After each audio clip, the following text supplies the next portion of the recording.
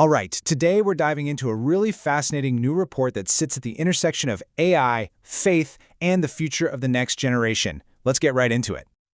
Seriously, just pause and think about that for a second. We're not just talking about AI as, a fancy calculator for homework. We're talking about it as a companion, a guide, a voice that's actively shaping how a young person sees the world. Now, that might sound like something out of a sci-fi movie, but as we're about to see, that future is a lot closer than you might think. So where is this future already taking shape? We're going to be looking at some groundbreaking research that uses Kenya as a case study. And you might be asking, why there? Well, it's because its young people are incredibly connected, and they're right on the front lines of adopting AI. They're giving us a powerful sneak peek of what's coming for everyone else. Okay, so here's the first big idea we need to wrap our heads around. For young people, AI isn't just another tool they use. It's becoming a constant presence in their lives. I mean, it's baked into their phones, their social media, their search engines. It's just everywhere. This quote, this really frames the entire conversation for us.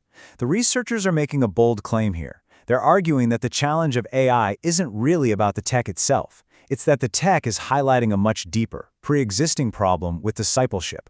And that's the key tension we're going to explore. All right, let's zoom in. Our case study is focused on teens in Kenya who are plugged into the internet. Think of them as the early adopters. Their habits, their culture, their relationships are all being shaped by digital life first. So what happens there is kind of a forecast for the rest of the world. So the first piece of data that just jumps off the page is this. A staggering 83% of Kenyan teens say they're Christian. Now, on the surface, you look at that and think, wow, that's a culture with incredibly deep spiritual roots. But as you'll see, the story is a little more complicated than that.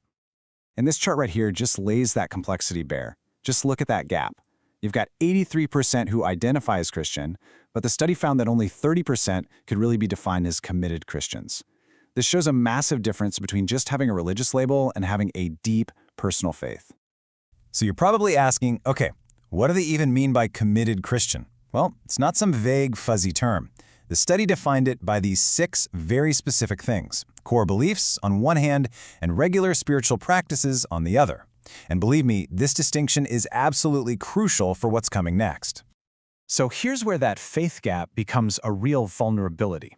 You have to understand something critical about AI. It doesn't care about truth. It's designed to give you answers that sound right, that are plausible. So if you have a generation that's spiritually open but maybe doesn't have deep roots, an AI that serves up convincing but not necessarily true answers can be unbelievably influential. And make no mistake, these teens are already living in a digital world. They are spending, on average, almost 8 hours a day online. That's huge. So AI isn't walking into some new, unfamiliar territory. It's just upgrading the environment they already call home. So, does the depth of that faith actually make a difference in their everyday lives? The research suggests a really strong yes. The data shows that having that deeper, committed faith can actually act as a kind of protective factor against some really common struggles.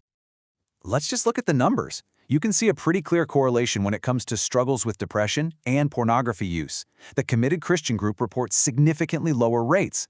Now, the data on loneliness is more complex, and that's interesting in its own right, but the overall trend really suggests that a committed faith has a real, measurable impact on well-being. Okay, so if we know that this deeper faith is protective, the next logical question is, where is it supposed to come from? And that brings us to the next part of this story, the discipleship gap. And it turns out, it really starts in the home. The research is crystal clear on this. The family is the foundational system for a child's spiritual formation. It's ground zero. It's where values, identity, and faith are first modeled and taught. But here's the problem. That foundational system is under an immense amount of pressure. So what's causing all that pressure? Well, this chart spells it out pretty clearly. The number one thing getting in the way for parents, it's not a lack of desire, it's work. 64% of parents pointed to their work responsibilities. This is a structural problem, not a heart problem. And that pressure from work gets compounded by all these other factors. Almost half of parents feel isolated, they want a community to help them, but they don't have one. In rural areas, that feeling of being squeezed for time is even worse. And on top of all that, a third of parents feel like they just don't have the knowledge they need to have these conversations. It's a perfect storm. And this quote right here just lands the final takeaway. When that primary system, the family, is strained and doesn't have the support it needs, it creates a vacuum, and something will always rush in to fill a vacuum. That's where outside influences, from friends to social media and now, increasingly AI, step in and start playing a formative role. So all of this is building towards the report's central argument. And to really understand our unique human role in this new world, we first need to get a clear picture of what AI actually is and, just as importantly, what it isn't. The report breaks down AI into this really simple stack. Think of it like building blocks. At the very bottom, you have raw energy and computer chips. Above that, you have the cloud and the massive models, the brains like GPT-4.